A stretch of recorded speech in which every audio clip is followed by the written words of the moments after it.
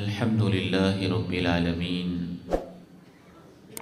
الحمد لله رب العالمين، والصلاة والسلام على أشرف الأنبياء وخاتم المرسلين محمد النبي الأمين، وعلى آله وأصحابه وأتباعهم أجمعين إلى يوم الدين. اللهم صل على محمد وعلى آل محمد كما صليت على إبراهيم وعلى آل إبراهيم إنك حميد مجيد. اللهم بارك على محمد وعلى آل محمد كما باركت على إبراهيم وعلى آل إبراهيم إنك حميد مجيد. رب اشرح لي صدري ويسر لي أمري واحلل عقدة من لساني يفقهوا قولي. اللهم آت نفسي تقواها وزكها فأنت خير من زكاها أنت وليها ومولاها. اللهم أعذني من شر نفسي ومن شر الشيطان وشركه. اللهم طهر قلبي من النفاق وعملي من الرياء ولساني من الكذب وعيني من الخيانة، فإنك تعلم خائنة الأعين وما تخفي الصدور. أما بعد، فأعوذ بالله السميع العليم من الشيطان الرجيم من همزه ونفخه ونفثه. بسم الله الرحمن الرحيم. يا أيها الذين آمنوا قوا أنفسكم وأهليكم نارا وقودها الناس والحجارة عليها ملائكة غلاظ شداد لا يعصون الله ما أمرهم ويفعلون ما يؤمرون. وقال عز من قائل سبحانه وتعالى: ثم لتسألن يومئذ عن النعيم.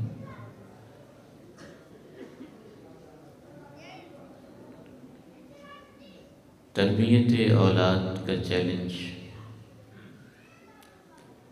آج کی ہماری ملاقات کا عنوان قرار پایا ہے. اصلاح خاندان کا 3 روزہ یہ ایک پروگرام اور اس کا آج آخری الوداعی دن ہے. یہ اللہ کے لیے محبت، اس میں بھی اللہ نے کیا خیر اور برکت رکھی ہوئی ہے. ایک حدیث میں آتا ہے کہ قیامت کے دن اللہ تعالیٰ کچھ لوگوں کو وہ مقامات اور وہ منازل عطا فرمائے گا یغمطہم الانبیاء، کہ ان کے عالی مقامات کو دیکھ کر انبیاء بھی ان پہ رشک کرتے ہوں، یعنی خوش ہوتے ہوں گے کہ میرے ان امتیوں کو اللہ نے کیا مقام دیا. حالانکہ وہ لوگ انبیاء نہیں ہوں گے، صدیقین و شہداء میں سے نہیں ہوں گے. پوچھا گیا ہے اللہ کے رسول صلی اللہ علیہ وسلم وہ کون لوگ ہوں گے؟ آپ علیہ السلام نے ارشاد فرمایا: اناس من امتی، میری امت کے ایسے لوگ ہوں گے جن کی برادری ایک نہیں ہے، جن کا خاندان ایک نہیں ہے، مختلف قبائل سے ہیں، اور صرف وہ اللہ کی رضا کے لیے آپس میں محبت کرتے ہیں. یہ دینی پروگرامز نہ صرف یہ کہ ہمیں علم، عمل، تقوی، عزائم کی بلندی نصیب کرتے ہیں، بلکہ یہ ہمیں اچھے لوگوں سے متعارف کرواتے ہیں. اللہ کے گھر میں بیٹھنا بجائے خود سعادت ہے، پھر تلاوت سننا، قرآن سننا، خیر کی باتیں سننا، بس شرط یہ ہے کہ اللہ رب العالمین ہمارا بیٹھنا اپنی رضا کے لیے خالص فرما دے، نہ کسی کی رضا مقصود ہو، نہ کوئی لالچ ہو، اور نہ ہی کوئی ایسا عمل جو دینی مجلس کے وقار کے منافی ہو۔ دین کی مجلس کا ایک وقار ہوتا ہے، ایک متانت ہوتی ہے، ایک سنجیدگی ہوتی ہے، اللہ اور اللہ کے رسول کی باتوں کا بھی ایک احترام ہوتا ہے۔ بدقسمتی سے جو ہمارے عمومی جلسوں سے رخصت ہو رہا ہے۔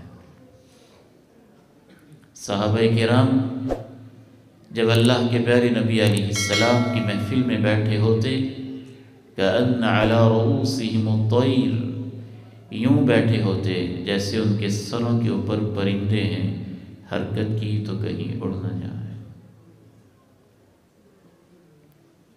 ایمان کی تازگی ان کو نصیب ہوتی۔ فرشتے بعض دفعہ ان سے ملاقات کے لیے اور ان کا قرآن سننے کے لیے نازل ہوتے،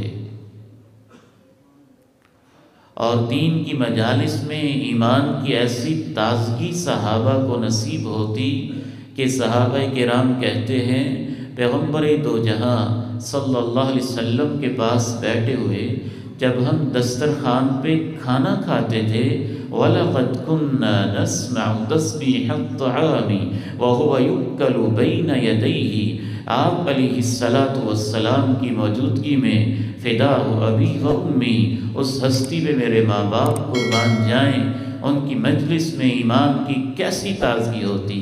صحابہ کہتے ہیں کہ ہم روٹی کے کھانے کے نوالوں سے بھی سبحان اللہ کی آوازیں سنتے تھے۔ وہ تو ہر وقت ہوتی ہیں، لیکن ان کو سننے کے لیے ایمان کا جو لیول چاہیے ہوتا ہے وہ اس وقت اس مجلس میں ان کو نصیب ہوگا۔ میں دوبارہ ریمائنڈر دوں گا اپنے آپ کو بھی اور آپ کو بھی، ہم یہ تصور کر کے بیٹھیں بلکہ یقین کر کے بیٹھیں، چونکہ یہ قرآن اور سنت کی محفل ہے تو یہاں اللہ کی رحمت چھائی ہوئی ہے، فرشتوں کا نزول ہے، اور انشاءاللہ انہوں نے اپنے گھیرے میں لیا ہوا ہے، اور دعا گو بھی ہیں کہ اللہ اس مبارک مجالس میں ہمارا بھی نام شامل فرما دے، جن کے بارے میں اللہ کہتے ہیں فرشتوں سے گواہ ہو جاؤ کہ میں نے ان کو معاف کر دیا ہے۔ اولاد کی تربیت اس دور کا سب سے بڑا مسئلہ ہے، سلگتا ہوا ایک تحدی ہے، ایک چیلنج ہے، ایک بحران ہے جو اس وقت امت کو درپیش ہے۔ اور بد نصیبی کی بات یہ ہے کہ اکثر باپ بھی اس سے غفلت برتے ہوئے ہیں، ماؤں نے بھی چشم پوشی کر رکھی ہے، سکولز کی دوڑ بھی، کتاب، سلیبس، نمبر، امتحان، ٹیسٹ، مارکس، پوزیشن، یہاں تک ہے۔ ماں کہتی ہے باپ کی ذمہ داری ہے تربیت کرے، باپ کہتا ہے ماں کی گود تربیت گاہ ہوتی ہے، ماں باپ دونوں کہتے ہیں سکول والے تربیت کریں، اور سکول والے کہتے ہیں ہمیں تو نمبر چاہیے، سلیبس کور ہونا چاہیے، ٹیسٹنگ ہونی چاہیے، پوزیشن چاہیے، ہمارا مستقبل ان کی پوزیشن کے ساتھ وابستہ ہے۔ نتیجہ یہ ہے اکثر و بیشتر الا ماشاء اللہ چند ایک تقوی والے، خدا ترسی والے لوگ موجود ہیں، اللہ ان کو سلامت رکھے۔ ان کو چھوڑ کر اکثر و بیشتر سکولوں میں بھی تغافل ہے، ماں بھی غفلت کی نیند سوئی ہوئی ہے، باپ بھی غفلت کی چادر تانے ہوئے ہے۔ نتیجہ یہ ہے کہ شیطان نے اس موقع کو غنیمت سمجھا ہے اور اب وہ موبائل، ٹک ٹاک، فیس بک، واٹس ایپ، انٹرنیٹ، یوٹیوب اور سکرین کے ذریعے سے ہمارے بچوں کی وہ تربیت کر رہے ہیں اور ویسی کر رہے ہیں جیسے وہ چاہتا ہے۔ ہر ویڈیو کا ایک مقصد ہے، ہر گیم کی بنانے کے پیچھے کروڑوں روپے کی انویسٹمنٹ ہوتی ہے، اور وہ کوئی پاگل نہیں ہوتا جو انویسٹمنٹ کرتا ہے، گیم کے پیچھے بھی کوئی مقصد ہوتا ہے۔ میں تو سمجھتا ہوں کہ بین الاقوامی جو گیمز اور بین الاقوامی جو کھیلوں کے مقابلہ جات ہیں، ان کے پیچھے بھی کوئی پالیٹکس ہوتی ہے، ان کی بھی ایک فلسفی ہوتی ہے، ان کا بھی ایک مقصد ہوتا ہے۔ ہر ڈرامے کا ایک مقصد ہوتا ہے، ہر فلم کا ایک مقصد ہوتا ہے، ہر سین کے پیچھے بھیجنے والے کا کوئی نہ کوئی ہدف ہوتا ہے۔ ہم سادہ سے لوگ یہاں بیٹھے ہوئے ہیں بغیر کسی تھنک ٹینک کے، ہمارا بھی تو ایک مقصد ہے نا، جس مقصد کے لیے ہم بیٹھے ہیں۔ اللہ کی رضا کا مقصد ہے، اصلاح خاندان کا مقصد ہے، نفرتوں کو پاٹنے کا مقصد ہے، محبتوں کو بانٹنے کا مقصد ہے، امت کے اندر الفت پیدا کرنے کا مقصد ہے، میاں بیوی کو قریب کرنے کا مقصد ہے، بہنوں بھائیوں کو آپس میں گلے ملانے کا مقصد ہے۔ ایک مقصد کے لیے ہم بیٹھے ہیں۔ تو آپ کا کیا خیال ہے بین الاقوامی سطح کے تھنک ٹینک ہزاروں لاکھوں کروڑوں ڈالرز کی انویسٹمنٹ فلموں، ڈراموں، گیموں کے پیچھے بلا وجہ کرتے ہیں؟ کوئی تفریح نہیں ہوتی ہے، اور کوئی خبر نیوٹرل نہیں ہوتی ہے، اور کوئی چینل نیوٹرل نہیں ہوتا ہے۔ ہر ایک کا اپنا ایک ویژن ہوتا ہے، ہر ایک کا اپنا ایک مقصد ہوتا ہے۔ جب والدین بھی غافل ہوئے، جب سکول والے بھی غافل ہوئے، جب کالج والے بھی غافل ہوئے، تو شیطان نے اپنے ایجنڈے کو پھلایا، اور اس کے پاس اب وہ ذرائع موجود تھے جو پہلے میسر نہیں تھے، اور اس نے چھوٹی چھوٹی ان چیزوں کے ذریعے جن کو ہم معمولی سمجھتے ہیں، بچوں کے ذہنوں میں وہ ڈالا گیا جو وہ چاہتے تھے۔ وہ پاکستان ہی کا ایک بچہ تھا، اس امت کا ایک بچہ تھا، اس کی ماں بھی کلمہ پڑھتی تھی اور اس کا باپ بھی کلمہ پڑھتا تھا، اس کے پڑوس میں مسجد بھی تھی، اور کبھی کبھی وہ ممبر پہ کسی خطیب کی آواز بھی سنتا تھا۔ اس کی دادی کی لاش گھر میں پڑی ہوئی تھی، اور وہ انتظار میں تھا کہ کب وہ سین ہوتا ہے جو میں دیکھا کرتا ہوں۔ وہ تو معصوم بچہ تھا، اس سے رہا نہ گیا۔ اس نے کہا ماما یہ جو دادو ہے اس کی چتا کو آگ کب لگائیں گے، اور اس کے لیے لکڑیاں کب جمع کریں گے، اور پھر اس کی شانتی کب ہوگی، اور اس کو آگ کیسے لگائیں گے؟ وہ حیران، بیٹا تمہیں نہیں پتا ہم مسلمان ہیں، ہم ایسے نہیں کرتے، ہم تو غسل دیتے ہیں، ہم تو جنازہ پڑھتے ہیں۔ وہ جواب دیتا ہے ماما لیکن میں تو فلموں میں ایسے ہی دیکھتا ہوں۔ جو وہ دیکھتا ہے اسی کی توقع رکھتا ہے نا۔ بچہ تو سارے کا سارا اپنی آنکھوں کے مشاہدے سے، کانوں کی سماعت سے، اپنی ٹچنگ سے، محسوسات سے، انہی سے اپنا نالج بناتا ہے، انہی سے سب کچھ سیکھتا ہے۔ پھر تربیت کے بہت سارے پہلو ہیں۔ بچپن کی تربیت کا انداز اور ہے، لڑکپن میں انداز اور ہے، نوجوانی میں انداز اور ہے، جوانوں کی تربیت کا انداز اور ہے، ادھیڑ عمر کی تربیت کے تقاضے اور ہیں، غیر شادی شدہ کی تربیت اور ہے، شادی شدہ کی تربیت اور ہے، ہر ایک کے مختلف مراحل ہیں، سنت کے اندر وہ واضح ہیں۔ نبیوں کی زندگی میں تو یہ تربیت ایسی نظر آتی ہے، اپنے بیٹوں کی شادیاں کرنے کے بعد بھی وہ تربیت کی فکر میں رہتے ہیں۔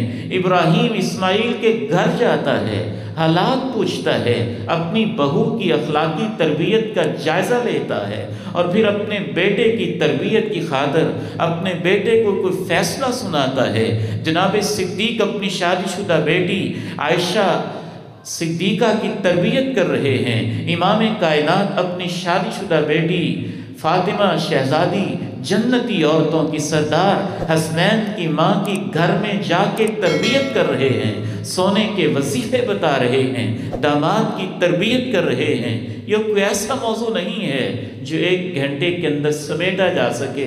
پھر تربیت میں تعلیمی تربیت، لائف سکلز کی تربیت، صحت کی تربیت، ایک ایک چیز کی تربیت، اخلاق ایٹیکیٹس کی تربیت، لکھائی کی تربیت، صفائی کی تربیت، طور اطوار کی تربیت، آداب زندگی کی تربیت، کیا کچھ ہے جو تربیت کے اندر آتا ہے۔ انبیاء تو اس قدر اس بارے میں ذمہ دار تھے، فکر مند تھے کہ جب دنیا سے جا رہے ہوتے تھے، آنکھیں بند ہو رہی ہوتی تھیں، ملک الموت کے آنے کا وقت ہوتا تھا، وہ اس وقت بھی اپنے بیٹوں کی تربیت کرتے تھے، پوچھتے تھے بیٹا میں جا رہا ہوں، میرے بعد کس کی عبادت کرو گے، کیا کرو گے، کیسے زندگی گزارو گے۔ اس کا صرف ایک پہلو ہی میں آپ کے سامنے رکھوں گا، بچوں کی دینی تربیت، بچوں کی مذہبی تربیت، بچوں کے عقائد کی تربیت، اس کے چند ایک بنیادی اصول و ضوابط کیا ہیں۔ باقی تو میں نے اس لیے اشارہ کیا ہے تاکہ ہمیں اندازہ ہو کہ یہ بھی سیکھنے کی چیزیں ہیں، یہ بھی سمجھنے کی چیزیں ہیں، یہ بھی سمجھانے کی چیزیں ہیں، اور سیکھنے سکھانے کا انداز بھی وہ جو اللہ کا قرآن بتاتا ہے، اللہ کے پیارے نبی علیہ السلام کی سنتیں بتاتی ہیں۔ تربیت کا انداز بھی وہ جو حسنین کے نانا نے کی تھی، اور تربیت کا انداز بھی وہ جو فاطمہ کے ابا نے کی تھی، تربیت کا انداز بھی وہ جو سب جہانوں کے سردار اور امام کائنات علیہ السلام نے کی تھی۔ کاش کہ ہمیں یہ احساس ہو سکے کہ ہم نے قرآن اور صاحب قرآن کی قدر نہیں کی ہے جیسی کرنی چاہیے تھی۔ سب سے پہلی چیز اس تربیت کے اندر قرآن و حدیث سے یہ معلوم ہوتا ہے،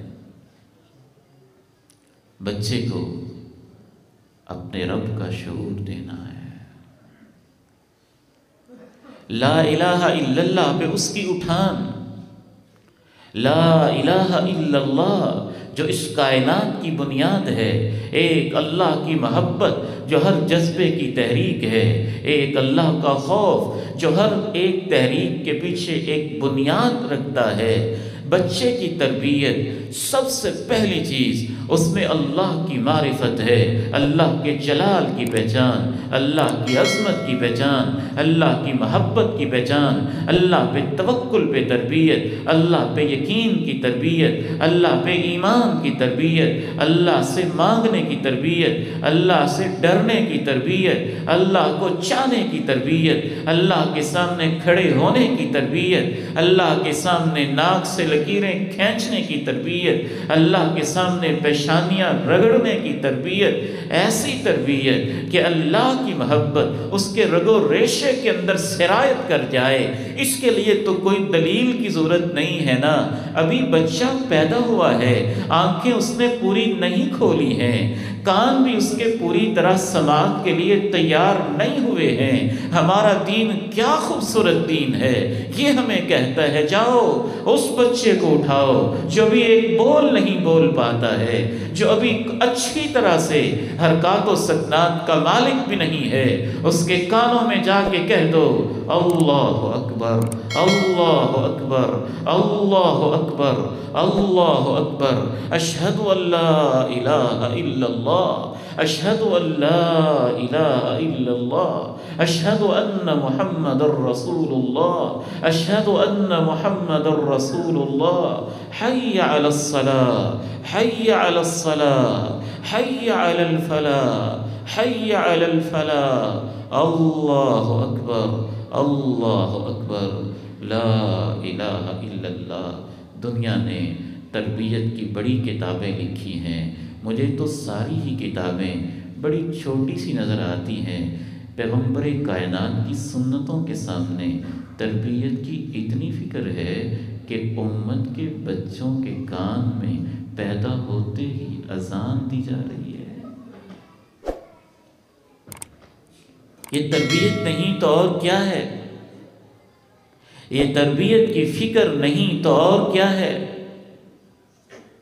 صرف یہی نہیں، ہمارا دین اتنا جامع ہے، ہمارا دین اتنا خوبصورت ہے، ہمارا دین اتنا عظیم ہے، ہمارے پیغمبر کی شان یہ ہے، ہمارے پیغمبر کا مقام یہ ہے، ہمارے پیغمبر کا علم یہ ہے، ہمارے پیغمبر کی رفعت یہ ہے، ہمارے پیغمبر کی عظمت یہ ہے۔ وَمَا يَنطِقُ عَنِ الْهَوَىٰ إِنْ هُوَ إِلَّا وَحْيٌ يُوحَىٰ، اس کو رب نے سکھایا ہے، عرش والے نے سکھایا ہے، جبریل کے ذریعے سے سکھایا ہے۔ دنیا کا کوئی معلم رب نے اپنے پیغمبر کے لیے پسند نہیں کیا ہے۔ رب سب سے پہلا معلم ہے، پیغمبر سب سے پہلا متعلم ہے، اور امام کائنات ان متعلمین میں سب سے بڑے رب کے شاگرد ہیں اور اس کائنات کے سب سے بڑے معلم ہیں۔ آپ کہتے ہیں او میری امت کے لوگو، او میری امت کے لوگو، او میری امت کے لوگو، میں تمہارا نبی تم سے کہتا ہوں تخیروا لنطفکم، تخیروا لنطفکم، جب رشتے دیکھا کرو تو دیکھ لیا کرو کہ تم اپنی پانی کے لیے اور اپنی اولاد کے مستقبل کے لیے کس جگہ کا انتخاب کر رہے ہو۔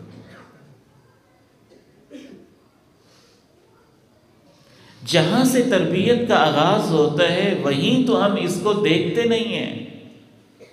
آپ جب رشتہ دیکھنے جاتے ہیں تو کیا دیکھتے ہیں؟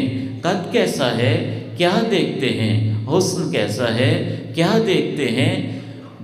بناوٹ کیسی ہے کیا دیکھتے ہیں؟ شکل کیسی ہے کیا دیکھتے ہیں؟ تعلیم کتنی ہے کیا دیکھتے ہیں؟ ڈگریاں کتنی ہیں کیا دیکھتے ہیں؟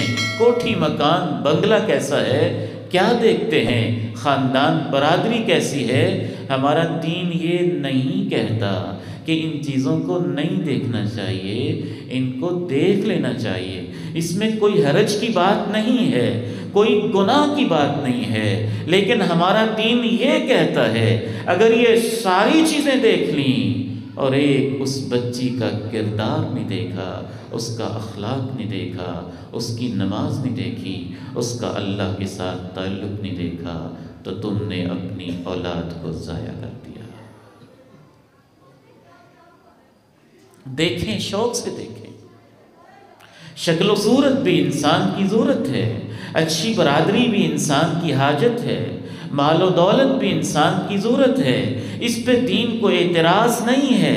اللہ کے نبی علیہ السلام نے تو گن کے بتایا، 4 چیزوں کی بنیاد پہ رشتے کا انتخاب کیا جاتا ہے۔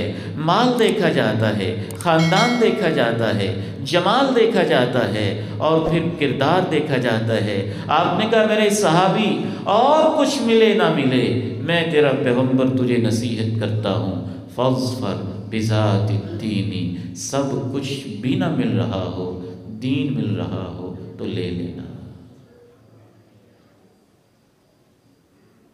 جب بنیاد ہی غلط رکھی گئی تو آگے تربیت تو بہت مشکل ہو جائے گی۔ تو ہمارا دین تربیت کا آغاز اولاد کی پیدائش سے پہلے کرتا ہے، اس دن سے کرتا ہے جب آپ رشتے کا انتخاب کرنے جاتے ہیں۔ اسی لیے تو میں اپنے بیٹوں اور اپنی بیٹیوں سے کہتا ہوں، 2-4 سین دیکھ کے فیس بک کا کوئی پیج دیکھ کے، واٹس ایپ کا کوئی کلپ دیکھ کے، یوٹیوب کا کوئی منظر دیکھ کے، ٹک ٹاک کی کوئی گندی کہانی دیکھ کے یوں ہی کسی پہ ریجھ جانا، یہ عقل مندی کی بات نہیں ہے۔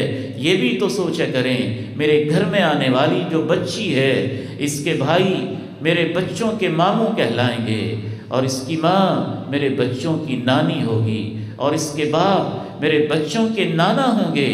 آپ کا سر شرم سے جھک نہیں جائے گا جب آپ یہ بتائیں گے کہ یہ گھر سے بھاگ کے آئی تھی؟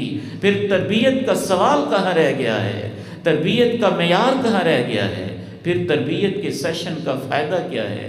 پھر تربیت کے لیکچرز لینے سے آخر آپ کتنی اصلاح کر لیں گے؟ آپ تو بنیاد غلط رکھ چکے ہیں۔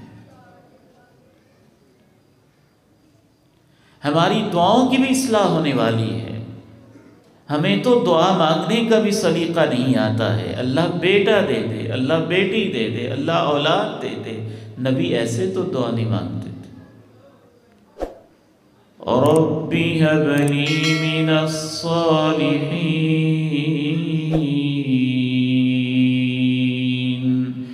رب هب لي من الصالحين۔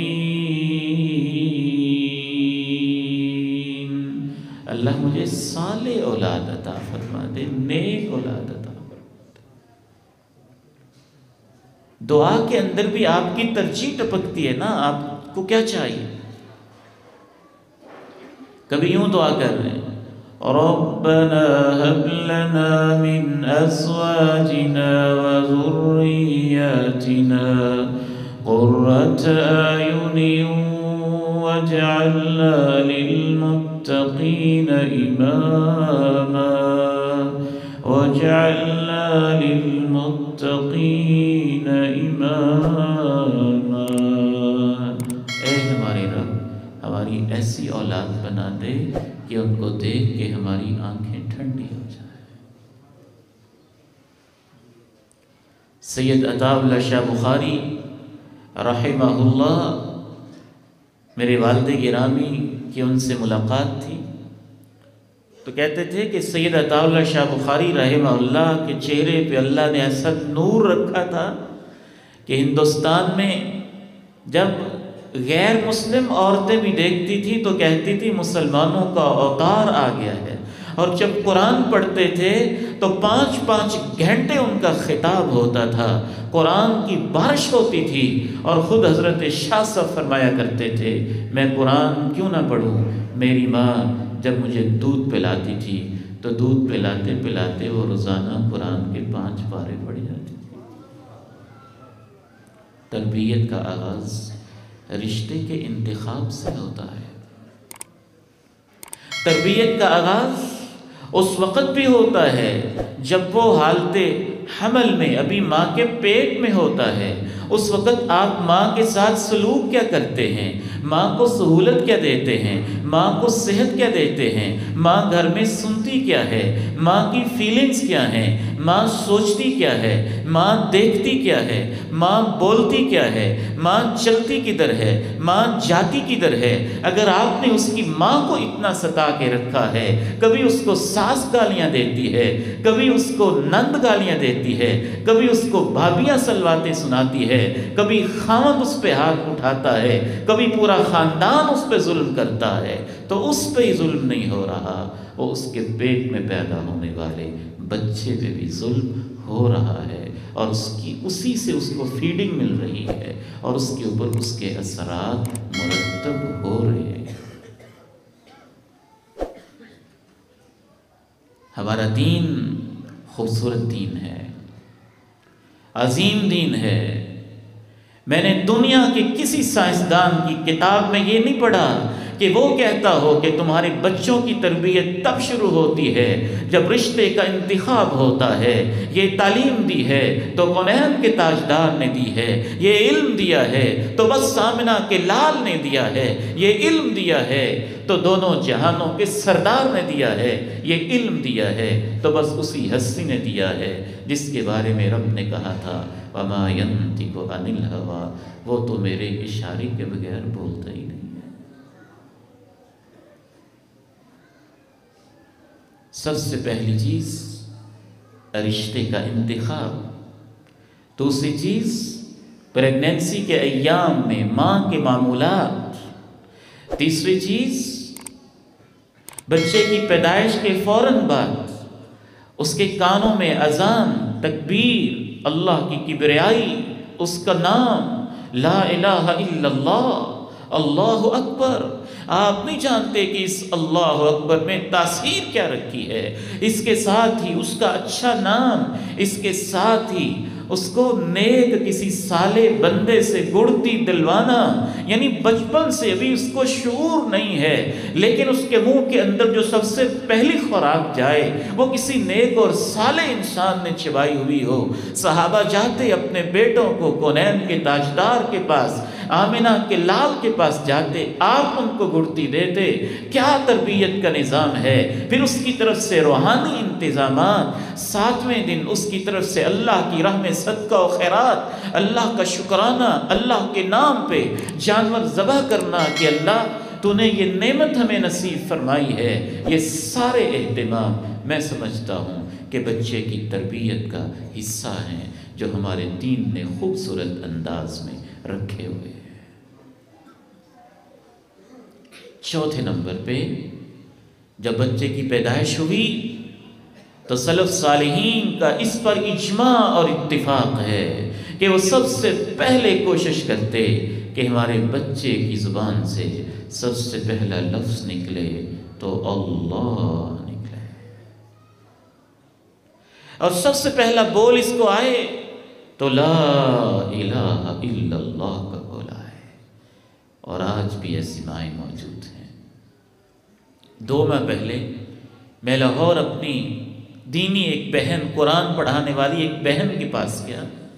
بچے کی عمر بمشکل 4 ماہ ہوگی، 5 ماہ ہوگی، صحت مند، توانا۔ میں اس منظر کو بھولتا ہی نہیں۔ میرے پاس لے کے آئے، آپ اس کو پیار دیں، اس کے لیے دعا کریں۔ میں نے جیسے ہی کہا لا الہ الا اللہ، بچہ یوں کھلکھلا اٹھا جیسے اسے کوئی کھلونا مل گیا ہو، جیسے اس کی پیاری چیز اس کے سامنے آ گئی ہو۔ میں اکیلا تھا، بڑا حیران ہوا کہ اس بچے کا کیا معاملہ ہے۔ جب اس کے بابا آئے، میں نے پوچھا کہ بیٹے یہ بچہ میں نے لا الہ الا اللہ کہا ہے، یہ ہنس پڑا ہے۔ کہتے اس کی دادی نے اس کو اتنا لا الہ الا اللہ سنایا ہے کہ یہ رو بھی رہا ہو، لا الہ الا اللہ پڑھیں تو ہنسنے لگ جاتا۔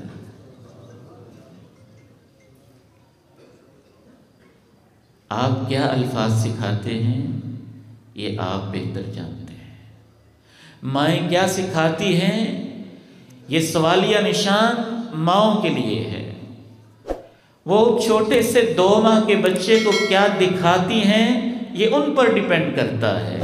کیا سیلفیاں ہیں، کیا تصویریں ہیں، کیا موبائل کی ریزز ہیں، اور کیسے اس کی پیدائش کی تصویریں بھی دائیں بائیں یوں گھمائی جا رہی ہیں، اور پتہ نہیں ان ریزز کے ذریعے بچے کی صحت کیا کیا نقصان ہو رہا ہے، اور اس موبائل پہ وہ کیا کچھ دیکھ رہا ہے۔ آپ سمجھتے ہیں کچھ نہیں ہو رہا، نہیں، ہمارا دین تو بتاتا ہے کہ سب کچھ ہو رہا ہے۔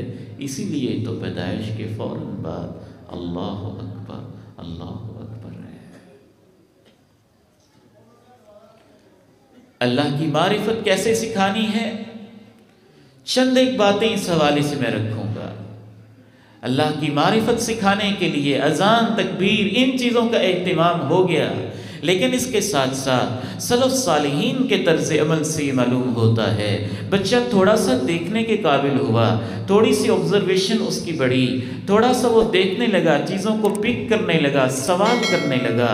بچے کی فطرت میں اللہ نے رکھا ہے، وہ چھوٹے چھوٹے سوال کرتا ہے، ہر ایک چیز کو دیکھتا ہے، ہر ایک چیز کو چکھتا ہے، ہر ایک چیز کو ٹچ کرتا ہے، ہر ایک چیز کو پکڑتا ہے، کیونکہ اس کے علم کے یہی ذرائع ہیں۔ تو اس کے لیول پہ آ کے آپ نے اس سے پوچھنا ہے، جب وہ بولنے لگ جائے بیٹا آپ کی اتنے پیارے پیارے یہ ہاتھ، اتنے نرم و نازک ہاتھ، یہ اتنے پیارے پیارے سے جوڑ کس نے بنائے ہیں؟ اللہ نے خود ہی جواب دینا ہے۔ اللہ نے یہ پیاری پیاری آنکھیں جن سے بیٹے آپ دیکھتے ہو یہ کس نے دی ہیں؟ اللہ نے۔ یہ پلکیں کس نے دی ہیں؟ اللہ نے۔ یہ بھویں کس نے دی ہیں؟ اللہ نے۔ یہ میرے بیٹے کے پیارے سے گال کس نے لگائے؟ اللہ نے۔ میرے ننھے بچے کے یہ خوبصورت ہونٹ کس نے دیے؟ اللہ نے۔ بیٹے آپ کا اتنا پیارا رنگ کس نے بنایا؟ اللہ نے۔ یہ خوبصورت تیرے جیسا تحفہ ہمارے بیٹے کس نے دیا؟ اللہ نے۔ ماں کے سینے میں محبت کس نے ڈالی؟ اللہ نے۔ باپ کے سینے میں شفقت کس نے ڈالی؟ اللہ نے۔ بیٹا دیکھتے ہو وہ سورج جب تھوڑا تھوڑا بڑا ہو رہا ہے، ساتھ ساتھ اللہ کی معرفت کے سوال بڑھاتے چلے جائیں۔ یہ سورج کون نکالتا ہے؟ روشنی کون دیتا ہے؟ اندھیرے کون لاتا ہے؟ زمین کے فرش کو کون بچھاتا ہے؟ آسمان کی چھت کو تان کے سر کے اوپر کھڑے کون کرتا ہے؟ وہی زمزمیں، وہی ترانے، وہی محبت بھرے نعرے، اللہ کی معرفت کے، اللہ کے جلال کے، اللہ کی پہچان کے، اللہ اکبر کے ترانے جو اس کے اذان اور کان کے اندر کہے تھے، اب اس کے مشاہدات میں لے کے آئیں، اس کے مسموعات میں لے کے آئیں، اس کے سوالات میں لے کے آئیں۔ رب ذوالجلال کی عظمت کی قسم ہے، بچے کے روئے روئے میں اللہ نے اپنی محبت تو پہلے رکھی ہوتی ہے، تھوڑی سی آپ نے کوشش کرنی ہے، پھر دیکھنا کہ بچہ اللہ کی پہچان کیسے رکھتا ہے۔ فطرة الله التي فطر الناس عليها لا تبديل لخلق الله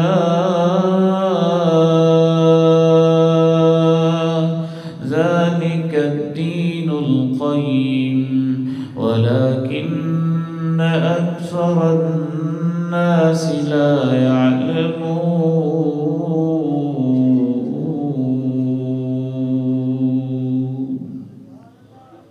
اللہ نے ہر بچے کو اپنی معرفت پہ پیدا کیا ہوتا ہے۔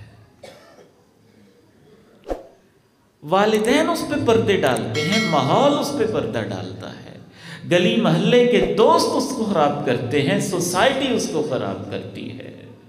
میرا تو اس قرآن کے اوپر اتنا ایمان ہے، اگر کسی بچے کو آپ ایک ایسے ویرانے میں چھوڑ دیں جہاں کچھ نہ ہو، وہ پھر بھی اپنے دل میں جانتا ہوگا کہ میرا کوئی اللہ ہے،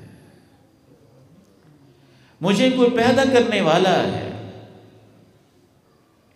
اور پھر یہ لفظ کتنا پیارا ہے، اللہ اللہ، دل سے ایک دفعہ کہہ کے تو دیکھیں، لا الہ الا اللہ، کتنا پیارا لفظ ہے۔ دنیا کا کوئی بھی شخص جو بھی زبان بولتا ہے، سب سے آسان اس کے لیے یہ لفظ بولنا ہوگا، چاہے وہ بچہ چائنا کا ہے، چاہے وہ امریکہ کا ہے، چاہے اس کی مادری زبان انگریزی ہے، چاہے اس کی مادری زبان جاپانی ہے، چاہے اس کی مادری زبان ہندی اور سنسکرت ہے، چاہے اس کی مادری زبان اردو ہے۔ رب ذوالجلال نے یہ کلمہ اتنا پیارا رکھا ہوا ہے کہ بچہ بھی سب سے آسانی کے ساتھ سب سے پہلے یہ کلمہ بول سکتا ہے، اور مرتے ہوئے وہ انسان جو اور کچھ نہ بول سکتا ہو، لا الہ الا اللہ، اپنی سانسوں سے وہ بھی بول سکتا ہے۔ بچے میں اللہ کی محبت پیدا کریں، نگرانی کا احساس پیدا کریں کہ اللہ دیکھ رہا ہے۔ یہ دیکھیں جناب لقمان اپنے بیٹے کی تربیت کر رہے ہیں، اور اللہ کا قرآن ان کی تربیت کا انداز اللہ کو اتنا پسند آتا ہے کہ اللہ جناب لقمان کی تربیت کے جملے قرآن کا حصہ بنا دیتے ہیں۔ یا بنی انہا ان تک مثقال حبة من خردل فتكن في صخرة أو في السماوات أو في الأرض يأت بها الله إن الله لطيف خبير۔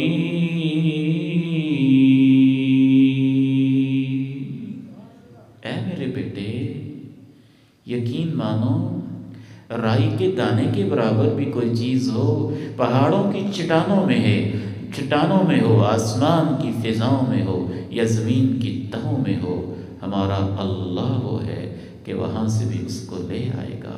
وہ بڑی باریک بینی سے دیکھنے والا ہے اور اسے پل پل لمحے لمحے کی پوری خبر ہوتی ہے۔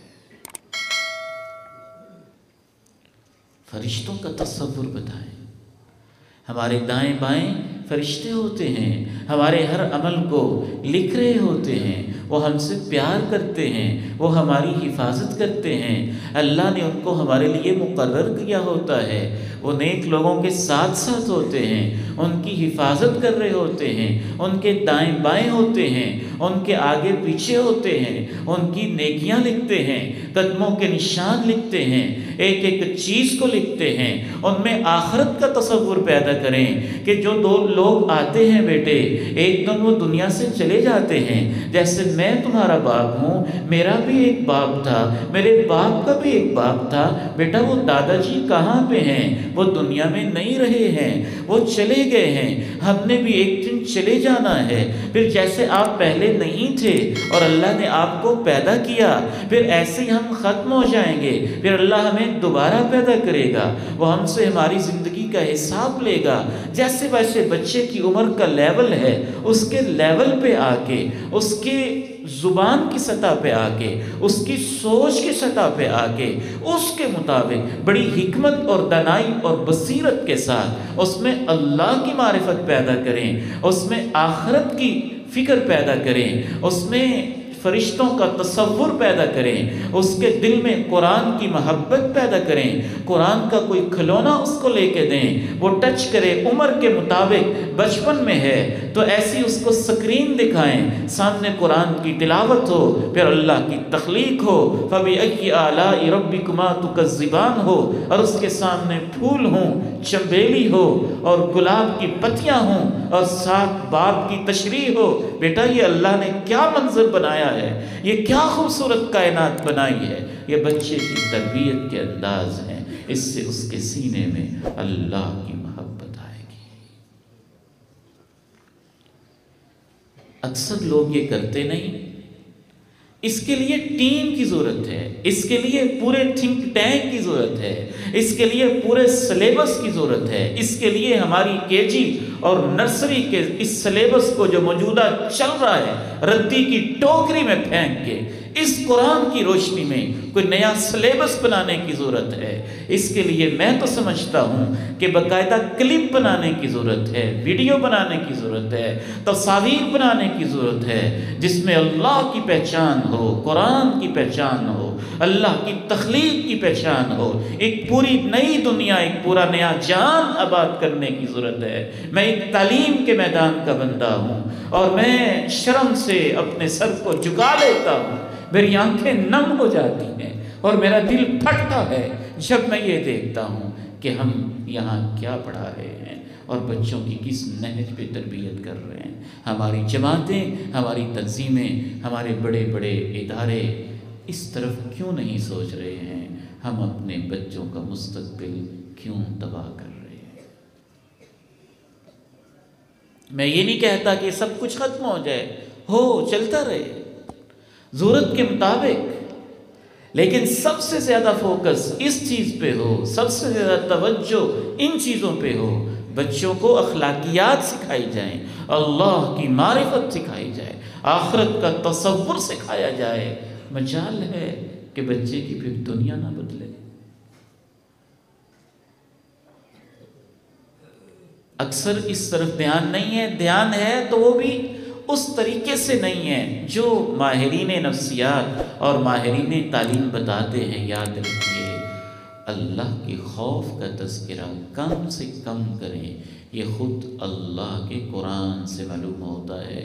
قرآن کا پہلا صفحہ بچوں کے لیے بھی ہے، بڑوں کے لیے بھی ہے، جوانوں کے لیے بھی ہے۔ میں نے تو یہ باتیں کی ہیں نا، سچ تو یہ ہے قرآن کے پہلے صفحے کی روشنی میں کی ہے، یہ یہاں لکھی ہوئی ہے۔ غور کرنے سے سمجھ میں آتی ہے۔ کہاں سے قرآن شروع ہوتا ہے؟ بسم اللہ الرحمن الرحیم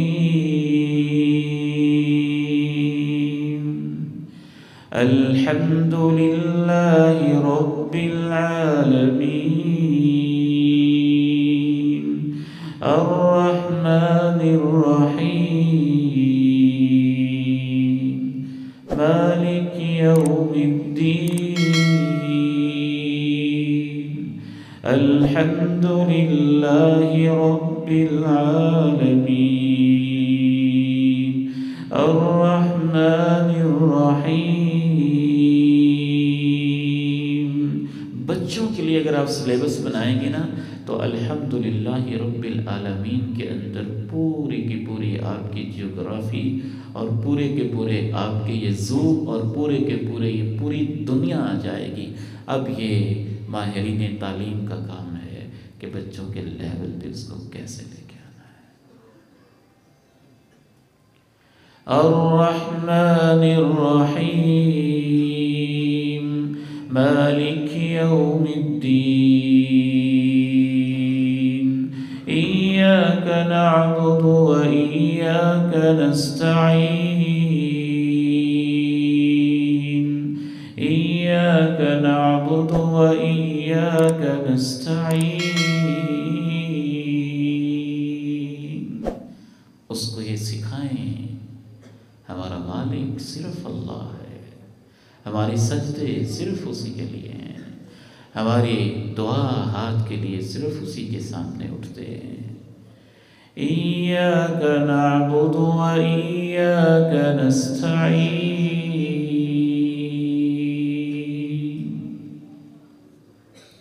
خوف نہ زیادہ دلائیں،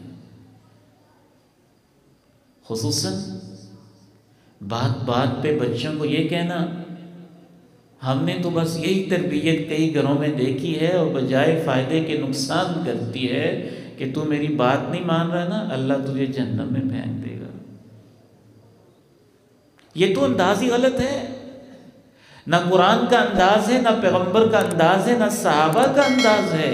آپ بچے کو یہ سکھا رہے ہیں کہ اللہ تعالیٰ اتنے سخت ہیں کہ چھوٹی سی بات پہ اس معصوم بچے کو جہنم میں پھینک دیں گے، چھوٹی سی بات سے پہ اس معصوم جان کو آگ کے گڑھے میں پھینک دیں گے۔ آپ اس کے دل میں اللہ کی محبت پیدا کر رہے ہیں، یہ کیا پیدا کر رہے ہیں؟ یہ تو سلف صالحین کا انداز نہیں ہے۔ اس کو تو یہ بتانا ہے کہ بیٹا دیکھا ہے تیری ماں تیرے لیے کیا انتظام کرتی ہے، ابھی تو نے اٹھنا ہوتا ہے تیرے لیے فیڈر بناتی ہے، جب تو روتا ہے تیرے لیے بے چین ہو جاتی ہے، جب تو بلاتا ہے دوڑے دوڑے آتی ہے، بھاگی بھاگی آتی ہے، تیرے لیے بستر بچھاتی ہے، دودھ گرم کرتی ہے، ناشتہ بناتی ہے، کھانا بناتی ہے۔ اور میرے بیٹے جتنی تیری ماں تجھ سے پیار کرتی ہے، مجھے تیرے رب کی قسم ہے تیرا رب تجھے اس سے زیادہ پیار کرتا ہے۔ ماں تو تیرے لیے بستر بچھاتی ہے بیٹے، اس نے تو تیرے لیے زمین بچھائی ہے اور اس کو گود بنا دیا ہے۔ ماں تو تیرے لیے بلب روشن کرتی ہے، اس نے تیرے لیے سورج نکال دیا ہے۔ ماں تو تیرے لیے لائٹ آف کرتی ہے، وہ پوری کائنات میں تیرے آرام کے لیے اندھیرا کر دیتا ہے۔ تیری ماں کے سینے میں جو ممتا ہے میرے بیٹے یہ بھی تیرے رب نے رکھی ہوئی ہے، اسی نے ماں کے اندر یہ رحم پیدا کیا ہے کہ تجھ سے اتنا پیار کرتی ہے۔ تیرا باپ جو تجھ سے محبت کرتا ہے یہ بھی تیرے رب کی عنایت ہے۔ ہاں اس کو جہنم کا تصور دیں لیکن یہ کہہ کے نہ دیں کہ تجھے اللہ جہنم میں پھینکے گا۔ اہل سنہ کا متفقہ عقیدہ ہے کسی شخص کے بارے میں کہنا کہ تجھے اللہ جہنم دے گا، یہ کہنا جائز ہی نہیں ہے سوائے ان لوگوں کے جن کا تذکرہ اللہ نے قرآن میں کیا ہے۔ کچھ تاریخ میں بڑے بڑے فرعون آئے تھے، وہ بچوں کو قتل کرتے تھے، وہ نبیوں کے مقابلے کرتے تھے، وہ اللہ کو نہیں مانتے تھے، ان کو اللہ نے جہنم میں پھینک دیا تھا۔ ایک ابو لہب آیا تھا، وہ ہمارے پیارے نبی کی گستاخی کرتا تھا، اس کو اللہ نے جہنم میں پھینکا تھا۔ ایسے مجرموں کے لیے اللہ نے جہنم بنائی ہے۔ آپ تو اللہ کو ماننے والے بچے ہیں، آپ سے تو اللہ کو پیار ہے، آپ سے تو غلطی بھی ہو جائے تو اللہ انتظار کرتا ہے کہ میرا بندہ میرے پاس کب واپس آتا ہے۔ الحمد للہ رب العالمین الرحمن الرحیم مالک یوم الدین ایاک نعبد و ایاک نستعین۔ خوف پیدا کرنے کی بجائے بچے کے دل سے خوف نکال دیں، چھین چھین کے نکال دیں، کھرچ کھرچ کے نکال دیں۔ اس کو نڈر بنائیں، اس کو بہادر بنائیں، اس کو دلیر بنائیں، اس کو توکل والا بنائیں، اس کو یقین والا بنائیں، اس کو ایمان والا بنائیں، اس کو اللہ پہ اعتماد کرنے والا بنائیں۔ ہاں، یہ میں نہیں کہتا، یہ ہمارے پیارے نبی نے کہا ہے۔ یہ بچہ ہے، اس کو دنیا عبداللہ بن عباس کے نام سے جانتی ہے، معصوم سی جان ہے، چھوٹا سا بچہ ہے، پیغمبر کا رشتے میں عزیز بھی لگتا ہے، کزن بھی لگتا ہے، اللہ کے پیارے نبی کے پاس ہے۔ آپ کہتے ہو بیٹے انی اعلمک کلمات، میں تجھے کچھ باتیں سکھانا چاہتا ہوں، اور میرے بیٹے ان باتوں کو یاد رکھنا۔ پہلی بات یہ سکھائی، احفظ اللہ یحفظ کا، بیٹے تو اللہ کا خیال رکھنا، اللہ تیرا خیال رکھے گا۔ احفظ اللہ تجدہ تجاہک، تو اللہ کی حرام کردہ چیزوں کی سے بچ کے رہنا۔ زندگی میں جب بھی تجھے مشکل آئے گی، تیری ماں تجھے ملے نہ ملے، تیرا باپ تجھے ملے نہ ملے، دنیا کا کوئی شخص ملے نہ ملے، کیا پیارے الفاظ کہے، احفظ اللہ تجدہ تجاہک۔ اگر تو نے اللہ کا خیال رکھا ہوگا، زندگی میں جب بھی مشکل آئے گی، تیرا رب ہمیشہ تیرے سامنے ہوگا۔ یا غلام، او میرے بیٹے، او عبداللہ بیٹے، او عبداللہ بیٹے، اعلم ان الامت لو اجتمعت على ان ينفعوك بشيء لم ينفعوك الا بشيء قد كتبه الله لك۔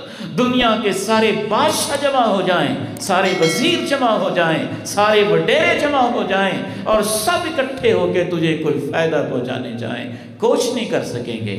اتنا ہی فائدہ ہوگا جتنا تیرا رب چاہے گا۔ اعلم، او عبداللہ بیٹے، جان لے، اس چیز پہ یقین کر لے، ان الامہ لو اجتمعت، اگر امت ساری اکٹھی ہو جائے، الا ان یضروک بشیء، تیرا نقصان کرنے کے لیے، لم یضروک بشیء، تیرا کچھ نہیں بگاڑ سکیں گے، تیرا بال بھی بیکا نہیں کر سکیں گے، اتنا ہی نقصان ہوگا جتنا اللہ نے تیری تقدیر میں لکھ دیا ہے۔ رفعت الاقلام وجفت الصحف، سب فیصلے اللہ کے پاس ہوتے ہیں۔ یہ تربیت ہے۔ سو جا ورنہ جن آ جائے گا، سو جا چڑیل آ جائے گی، سو جا پٹھان آ جائے گا، سو جا وہ گاگڑ پتہ نہیں کیا ہمیں بچپن میں بڑا سنتے تھے، وہ فلان چیز آ جائے گی، یہ ہو جائے گا، وہ ہو جائے گا۔ یہ کیسے بچوں کی تربیت ہو رہی ہے؟ کیسے ان کو بزدل بنایا جا رہا ہے، اور کیسے ان کے سینوں کے اندر خوف بھرے جا رہے ہیں۔ وہ سائے سے ڈرتا ہے، وہ اندھیرے سے ڈرتا ہے، وہ چڑیلوں سے ڈرتا ہے، وہ جنوں سے ڈرتا ہے، وہ فلان چیز سے ڈرتا ہے، فلان چیز سے ڈرتا ہے، وہ دھاگے سے ڈرتا ہے، وہ بیری سے ڈرتا ہے، وہ درخت سے ڈرتا ہے، وہ ڈھیری سے ڈرتا ہے، وہ پتھر سے ڈرتا ہے۔ یہ تربیت ہے؟ یہ اللہ کے پیارے نبی علیہ السلام کا کوئی انداز ہے؟ آپ نے ایسے تربیت کی ہے، آپ نے ایسے تربیت کی ہے، اپنے عزیزوں کی تربیت کی ہے، حسنین کریمین کی تربیت کی ہے، جنت کے شہزادوں کی تربیت کی ہے، اس لیے تو وہ تلواروں کے سائے میں ڈٹے رہے، دنیا کی کسی چیز سے انہوں نے خوف نہ کھایا، وہ ڈرتے تھے تو صرف اپنے رب سے ڈرتے تھے۔ سیکھیں، نبی سے سیکھیں، رحمت دو جہاں سے سیکھیں، دونوں جہانوں کے ایمان سے سیکھیں، ہر چیز ان سے سیکھیں، یہاں سے ملے گی، آپ کی سنتوں سے ملے گی، آپ کے فرمودات سے ملے گی، آپ کے اقوال زرعی سے ملے گی، آپ کے ارشادات مبارکہ، ارشادات عالیہ سے ملے گی۔ فداء ابی و امی، میرے ماں باپ آپ پہ قربان ہو جائیں۔ ایک تیسری بات یہ بھی سیکھنے کی ہے اور سمجھنے کی ہے، بچے کو اللہ سے مانگنا سکھائیں۔ وہ آپ سے مانگے تو کہیں بیٹے پہلے اللہ سے دعا کرو نا، پھر اللہ ہمیں دے گا۔ آج شاپنگ کرنے جا رہے ہیں ٹھیک ہے، لیکن آپ دعا تو کریں نا، یا اللہ ہمیں یہ بھی دے دینا، اللہ ہمیں یہ بھی دے دینا، اللہ ہمیں یہ بھی دے دینا، اللہ ہمیں یہ بھی دے دینا۔ اللہ کے پیارے نبی نے یہ بھی تربیت کی، اذا سألت فاسأل اللہ واذا استعنت فاستعن باللہ، جب مانگنا تو اللہ سے مانگنا، جب مدد کے لیے پکارنا تو اللہ کو پکارنا۔ اور یہ سمجھ لینا ایک ایک امت کے فرد کی تربیت کی، اللہ کے پاس دینے کے لیے وہ کچھ ہوتا ہے۔ اے بیٹے جن بھی آ جائیں، انسان بھی آ جائیں، چھوٹے بھی آ جائیں، بڑے بھی آ جائیں، تیری آپ بھی آ جائے، تیرا بھائی آ جائے، تیری ماما آ جائے، تیرے ابو آ جائیں، فیملی کے سارے لوگ آ جائیں، سب مانگتے جائیں، ہمارے اللہ کے پاس اتنے خزانے ہیں، اللہ سب کو دیتا جائے۔ سب کو دینے کے بعد بھی بیٹا سمندر سے ایک سوئی نکالیں اور اس کی نوک پہ جتنا پانی لگا ہوتا ہے، سب کو دینے کے بعد ہماری رب کے خزانوں میں اتنی کمی بھی نہیں آتی ہے۔ یہ بچہ پھر حسد کرے گا، یہ بچہ پھر لالچی ہوگا، یہ بچہ بات بات پہ رال ٹپکائے گا۔ یہ سچا مسلمان بچہ ہوگا جس نے قرآن کے سائے میں تربیت پائی ہوگی، یہ پھر ڈٹ جانے والا بچہ ہوگا۔ بچے کو نماز کی تربیت دیں اور نماز کے لیے سختی نہ کریں۔ 7 سال تک صرف یہ ہے تربیت اپنی کریں نا، آپ بچے کے سامنے نماز پڑھیں، یہی اس کی تربیت ہے۔ بچے کے سامنے آپ دعا کریں، یہی اس کی تربیت ہے۔ اس کو بالکل سخت نہ کریں، آؤ میرے ساتھ نماز پڑھو، نہیں نہیں، بچہ اتنا سلیم الفطرت ہے اور بچوں کی فطرت اتنی پیاری ہے، آپ اس کے سامنے مصلی بچھا کے تو دیکھیں، وہ آپ کے ساتھ آ کے خود ہی سجدے کرے گا۔ اس لیے ہر گھر میں ایک چھوٹی سی مسجد ہونی چاہیے۔ آپ کہیں گے یہ نیا مسئلہ آ گیا ہے، نیا نہیں ہے۔ مدینہ منورہ کا جو ماحول تھا، مدینہ منورہ سے محبت ہے، مدینہ کے ماحول سے بھی محبت کریں، مدینہ میں رہنے والے صحابہ سے محبت کریں، ہمیں مدینہ کی گلیوں سے بھی محبت ہے، مدینہ کے پہاڑوں سے بھی محبت ہے، لیکن مدینے والے کے انداز سے بھی محبت کریں۔ اپنے گھروں کا ماحول بھی وہ بنائیں جو پیغمبر کے دور میں مدینے کے گھروں کا ہوتا تھا۔ صحابی آتے تھے، کہتے تھے اللہ کے پیارے نبی ہمارے گھر میں آ کے 2 رکعت پڑھ دیں، ہم نے گھر میں ایک مسجد بنانی ہے۔ گھر میں مسجد کیا ہوتی ہے؟ یہ نہیں کہ آپ نے کوئی جگہ وقف کر دینی، نہیں، کیا ڈیزائن ہے آپ کے گھروں کے؟ ٹی وی لاؤنج ہے نا، ڈرائنگ روم بھی ہے نا، بیڈ روم بھی ہے نا، تو ایک چھوٹا سا پریئر روم بھی بنا دیں، وہی مسجد ہے۔ 5x5 کا بنا دیں، 10x10 کا بنا دیں، نئی جگہ ہے، وسائل کم ہیں، کوئی مسئلہ نہیں ہے۔ جو آپ کا بیڈ روم ہے اسی کے ایک کونے میں 4x4 کی جگہ تھوڑی سی سائڈ پہ کر کے وہاں جائے نماز بچھا کے کہتے ہیں بیٹا یہ مسجد ہے، جب ہم نے دعا کرنی ہوگی ہم یہاں بیٹھا کریں گے، ہم نفل یہاں پڑھا کریں گے، نماز یہاں پڑھا کریں گے۔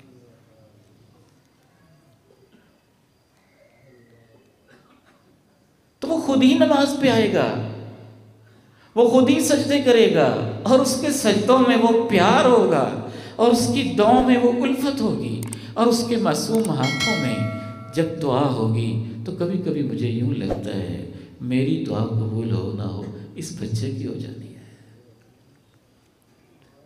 اس بیٹے کی ہو جانی ہے۔ اس میں وہ حسن ہوگا، اس میں وہ خلوص ہوگا، اس میں وہ جمال ہوگا، اس میں وہ ادا ہوگی۔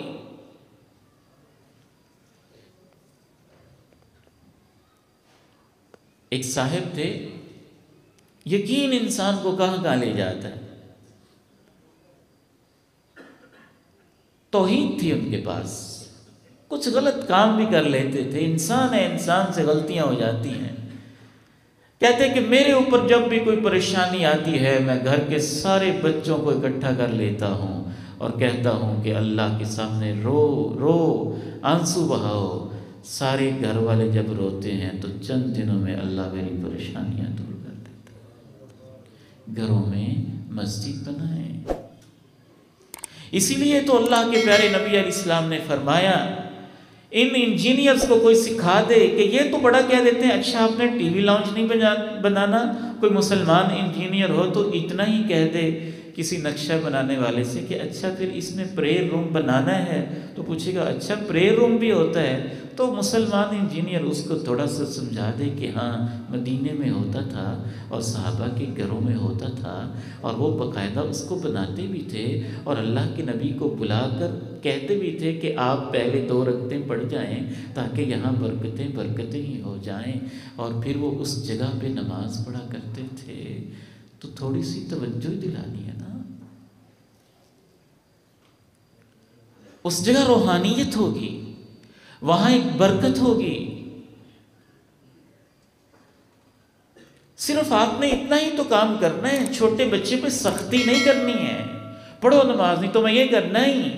وہ 2 سال کا معصوم بچہ ہے، جیسے کرتا ہے کرنے دیں۔ وہ 3 سال کا بچہ ہے، جیسے سجدہ کرتا ہے کر لینے دیں۔ وہ 5 سال کا بچہ ہے، جیسے آپ کے ساتھ کھڑا ہوتا ہے کھڑے ہو لینے دیں۔ جب 7 سال کا ہو جائے پھر اس کو کچھ سکھانا شروع کر دیں۔ جب 10 سال کا ہو جائے پھر اس کے اوپر سختی کریں۔ پھر آپ سختی کرنا آپ کا حق بھی بنتا ہے۔ جب آپ نے بچپن میں اس کو لگایا ہی نہیں ہے تو شاید پھر اتنی سختی آپ کا حق بنتا بھی نہیں ہے کہ شروع میں آپ نے غفلت کیا، اس کا کیا قصور ہے؟ اسی لیے تو رسول اللہ صلی اللہ علیہ وسلم نے ارشاد فرمایا، مروا ابناءکم بالصلاۃ وهم ابناء 7۔ جب بچے 7 سال کے ہو جائیں نا پھر ان کو کہا کرو کہ نماز پڑھنی ہے، اس سے پہلے کہنا نہیں ہے۔ اس سے پہلے کیا انداز ہے، یہ اللہ کے پیارے نبی علیہ الصلاۃ والسلام ہے۔ فداہ ابی و امی، میرے ماں باپ ان پہ قربان جائیں۔ اپنی معصوم نواسی سیدہ زینب کی بیٹی سیدہ امامہ کو آپ نے اٹھایا ہوا ہے، اپنی گود میں یوں پیار کے ساتھ اٹھایا ہوا ہے، قیام کر رہے ہیں اٹھایا ہوا ہے، رکوع کر رہے ہیں بٹھا دیتے ہیں، سجدہ کر رہے ہیں بٹھا دیتے ہیں، پھر رکوع کر رہے ہیں پھر اٹھا لیتے ہیں۔ صحابیات اپنے بچوں کو نماز میں ساتھ بھی لے آتی تھیں، کبھی کبھی ان کی آواز بھی آ جاتی تھی، پھر ان کو برداشت بھی کیا جاتا ہے۔ اللہ کے پیارے نبی علیہ السلام فرماتے ہیں، میں نماز شروع کرتا ہوں، میرا ارادہ ہوتا ہے لمبی نماز پڑھوں گا، مجھے بچے کے رونے کی آواز آتی ہے تو میں اپنے ارادے کو کینسل کر کے نماز کو مختصر کر دیتا ہوں۔ بچے آتے تھے تو رونے کی آواز آتی تھی۔ یہ حسنین کریمین ہیں۔ عبداللہ ابن شداد رضی اللہ عنہ بیان کرتے ہیں، ظہر یا عصر کا وقت تھا، ابھی یہ کتنے معصوم بچے ہوں گے، 2 ہجری 3 ہجری کے اندر تو ان کی پیدائش ہو رہی ہے۔ اللہ کے پیارے نبی علیہ السلام کی وفات کے وقت ان کی عمر بمشکل 8 سال تھی۔ آپ کی وفات سے پہلے کا واقعہ لیا جائے تو ان کی عمر 4 سال کی بنتی ہوگی، 3 سال کی بنتی ہوگی، 5 سال کی بنتی ہوگی۔ یہ 3-4 سال کے بچے ہیں، یہ جنت کے بننے والے شہزادے ہیں۔ آپ ان کو ساتھ لے آتے ہیں۔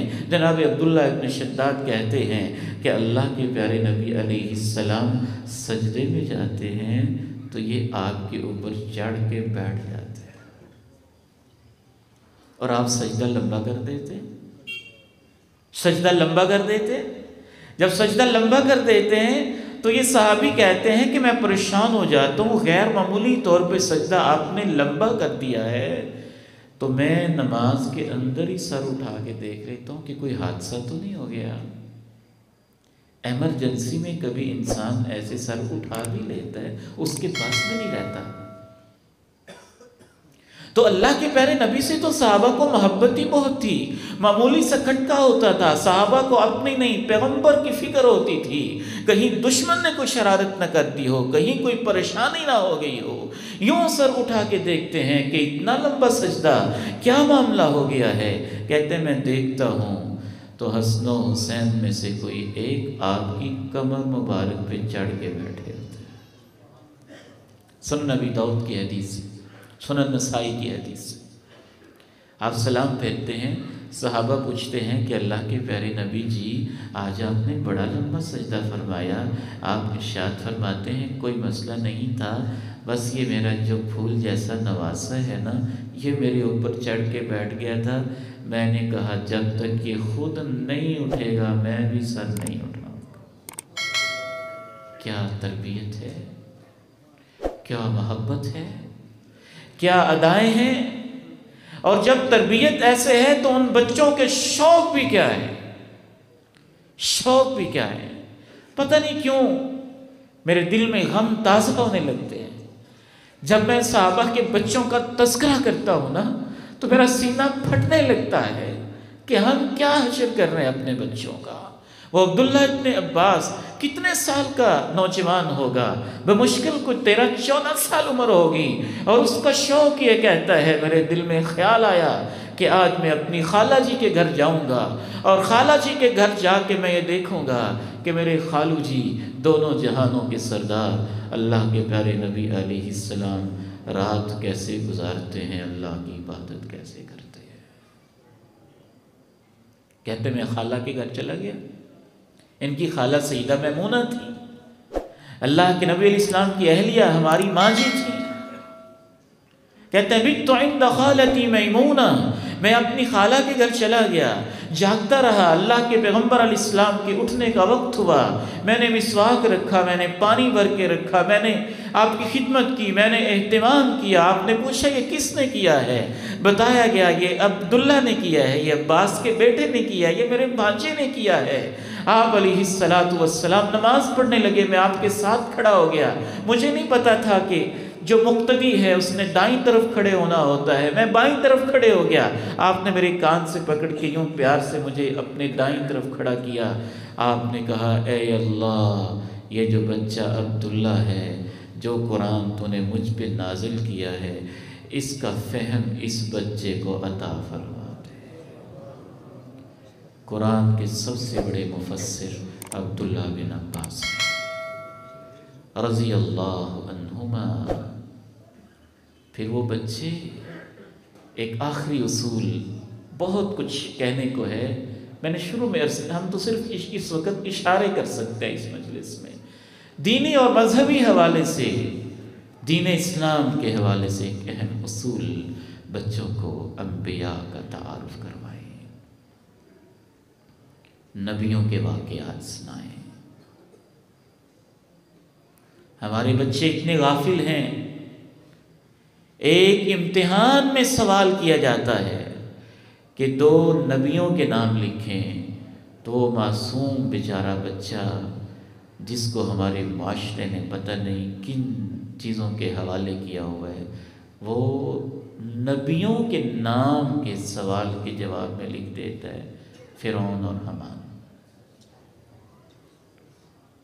اس نے تو نبیوں کے نام سنے ہی نہیں، اس کو بتایا ہی نہیں گئے۔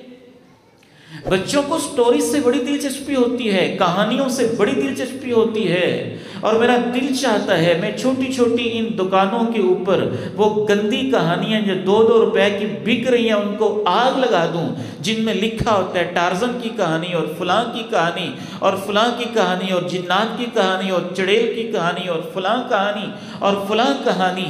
یہ تو چلے کہانیاں تھیں، بچے اس سے بھی ان کے دلوں میں خوف پیدا ہوتا اور ایک وہم سے پیدا ہوتا، بچے وہمی ہو جاتے اور ان چڑیلوں اور پریوں پہ ایمان لاتے جن کا دنیا میں وجود ہی نہیں پایا جاتا اور تصور ہی نہیں پایا جاتا، اور ان موہوم اور وہمی اور خیالی چیزوں سے ان کے معصوم دماغوں کو بھر دیا جاتا۔ اور اب تو وہ ساری خباثت ویڈیو کی شکل میں آ گئی اور گیموں کی شکل میں آ گئی اور میجک کی شکل میں آ گئی اور اس شکل کے اندر آ گئی۔ لیکن اہل ایمان اپنے بچوں کو نائٹ سٹوری اور رات کو لیٹتے ہوئے جو کہانیاں سناتے تھے وہ نبیوں کی کہانیاں ہوتی تھی جو اللہ کے قرآن میں لکھی ہیں۔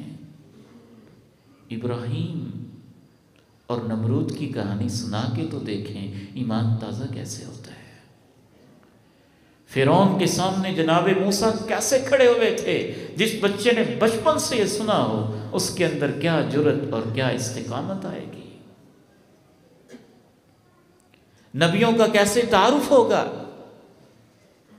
مجھے آج تک وہ کہانی نہیں بھولتی ہے جو میری ماں جی نے مجھے غالباً میں 7 سال کی عمر کا ہوں گا تب سنائی تھی۔ اب بھی اس کا دھندلا سا عکس اب بھی میرے ذہن کے اندر محفوظ ہے کہ وہ اصحاب البروج کے ساتھ کیا ہوا تھا، کیسے ان کے لیے گڑھے کھودے گئے تھے اور کیسے ان کو اللہ کی خاطر آگ میں پھینکا گیا تھا اور کیسے اللہ کی خاطر انہوں نے یہ تکلیفیں برداشت کی تھیں۔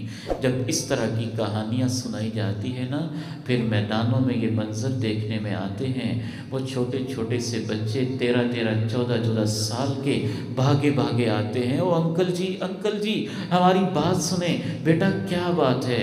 وہ ابو جہل کہاں پہ ہے؟ ابو جہل کہاں پہ ہے؟ پوچھتے ہیں بیٹا تم معصوم بچے، وہ مکہ کا سردار، تم کیا کرو گے؟ وہ جواب دیتے ہیں ہمیں ماں نے بتایا ہے وہ ہمارے نبی کو گالیاں دیتا ہے، ہم نے اس سے بدلہ لینا ہے۔ معوذ اور معاذ بچے ہی تو تھے نا، کود پڑتے ہیں اور اللہ کے لیے جانے دینا ان کا محبوب مشغلہ بن جاتا ہے۔ ایڑیاں اٹھا کے کہتے ہیں میرا نام کیوں نہیں لکھا ہے؟ میں نے بھی قربانی دینی ہے، میں نے بھی اللہ کی راہ میں جانا ہے، میں نے بھی پیغمبر کے ساتھ جانا ہے، میں نے بھی فلاں جگہ پہ جانا ہے، میں نے بھی فلاں سفر پہ جانا ہے۔ ایڑیاں اٹھا کے کہتے ہیں میں بڑا ہو گیا ہوں، میں جوان ہو گیا ہوں، مجھ سے یہ کام لیا جائے نا۔ وہ 24-25 سال کی عمر میں عالم الناس بالحلال والحرام بن جاتے ہیں، حلال و حرام کے سب سے بڑے عالم بن جاتے ہیں، اور چھوٹی سی عمر میں قرآن کے قاری بھی بن جاتے ہیں، مجاہد بھی بن جاتے ہیں، فاتح بھی بن جاتے ہیں، معلم بھی بن جاتے ہیں، پیغمبر کے سچی محبت کرنے والے بھی بن جاتے ہیں، اور وہ معوذ اور معاذ ابو جہل کی گردن اتار کے ہمیشہ تک کے لیے اپنے نام کو پیغمبر کے جانساروں میں شامل بھی کروا لیتے۔ تربیت ہی تو ہے جو بچپن سے کی گئی۔ اس کے علاوہ چند چھوٹی چھوٹی باتیں بھی ہیں، وہ عرض کر کے ہم بات کو سمیٹتے ہیں کہ بچوں کی حوصلہ افزائی کیا کریں، کوئی اچھی بات کریں ان کو شاباش دیں، ماشاءاللہ سبحان اللہ کہیں، انعام دے دیں، کبھی کبھی ہر وقت کبھی انعام دے دیں تاکہ وہ لالچی نہ ہو جائیں، کبھی پرائز دے دیں، کبھی شاباش دے دیں، کبھی تھپکی دے دیں، کبھی حوصلہ دے دیں۔ بیٹے آپ نے ماشاءاللہ یہ بہت اچھا کام کیا، یہ آپ نے بہت اچھا کام کیا ہے۔ ایک بچی نے چادر پہنی ہوئی ہے، اللہ کے پیارے نبی کہہ رہے ماشاءاللہ ماشاءاللہ، سنا یہ بڑی پیاری لگ رہی ہے، بڑی پیاری لگ رہی ہے۔ بڑوں کی حوصلہ افزائی، چھوٹوں کی حوصلہ افزائی، بچوں کی حوصلہ افزائی، اس سے بچے موٹیویٹ ہوتے ہیں، ان کو موٹیویشن ملتی ہے، انسپائریشن ملتی ہے، تحریک ملتی ہے، وہ آگے بڑھتے ہیں، ان کو پتہ چلتا ہے یہ اچھی بات ہے۔ اور اللہ کا واسطہ ہے تنقید کم سے کم کیا کریں، سارا زور اس پہ نہ لگایا کرے، یہ نہ کرو، یہ بھی نہ کرو، یہ بھی نہ کرو، یہ بھی نہ کرو، یہ بھی نہ کرو۔ ڈونٹ کم سے کم کر دیں اور ڈوز زیادہ سے زیادہ کر دیں۔ دیکھیں یہ بچہ ہے، اللہ کے پیارے نبی اسلام کھانا کھا رہے ہیں اور آتے ہی آ کے یوں لپک پڑتا ہے، ادھر سے ادھر سے یوں کھایا۔ آپ نے یہ نہیں کہا وہ ایسے نہ کھایا کرو، ایسے کیوں کیا ہے؟ نہیں کہا یا غلام، بیٹے سم اللہ بسم اللہ پڑھ کے کھایا کرو۔ وَكُلْ بِيَمِينِكَ بیٹے دائیں ہاتھ سے کھایا کرو۔ وَكُلْ مِمَّا يَلِيكَ بیٹے اپنے سامنے سے، اپنے آگے سے، سامنے سے کھایا کرو۔ وہ بچہ بھی کیا عظیم ہے، عمرو بن سلیمہ رضی اللہ عنہ کہتے فَمَا زَالَتْ تِلْكَ طِعْمَتِي بَعْدُ، جب تک میری زندگی رہی ویسے ہی کھاتا رہا جیسے امام کائنات نے بتایا تھا۔ ہمیں تربیت کی فکر آ بھی جائے تو مہینے بعد 2-4 ڈنڈے لگا دیتے ہیں، ٹھیک ہے تربیت ہوگی۔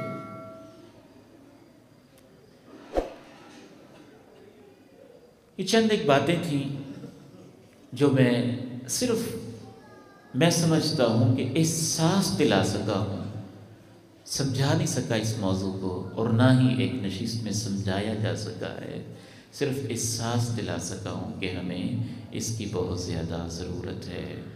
اور سب سے اہم بات یہ ہے، آپ جتنی مرضی تقریریں کر لیں اور جتنے مرضی لیکچر دے لیں اور جتنی مرضی آپ کوشش کر لیں، بچے کریں گے وہی جو آپ کریں گے۔ اپنے آپ کو ٹھیک کر لیں، اپنے آپ کو ٹھیک کر لیں۔ ہم خود سچے ہو جائیں، ہم خود ایماندار ہو جائیں، ہم خود حلال کھانے والے ہو جائیں، ہم خود بچوں کے سامنے تلاوت کریں، ہم خود بچوں کے سامنے نفل پڑھیں، ہم خود بچوں کے سامنے سحریاں افطاریاں کریں، ہم خود بچوں کے سامنے رو رو کے دعائیں کریں، ہم خود بچوں کے سامنے رب سے مانگیں، ہم خود بچوں کے سامنے لڑائی جھگڑے سے بچیں، ہم خود بچوں کے سامنے اونچی آوازیں اٹھانے سے بچیں، ہم خود بچوں کے سامنے اپنے آپ کو بہتر کر لیں، انشاءاللہ جو آپ کریں گے آپ کا بچہ بھی وہ کرے گا۔ اور دعا تو پھر سب سے بڑا ہتھیار ہے۔ بس انہی گزارشات پہ میں اکتفا کرتا ہوں اس دعا کے ساتھ کہ اللہ ہمیں تربیت کے اس چیلنج سے نمٹنے کی توفیق عطا فرمائے۔ بہت سارے احباب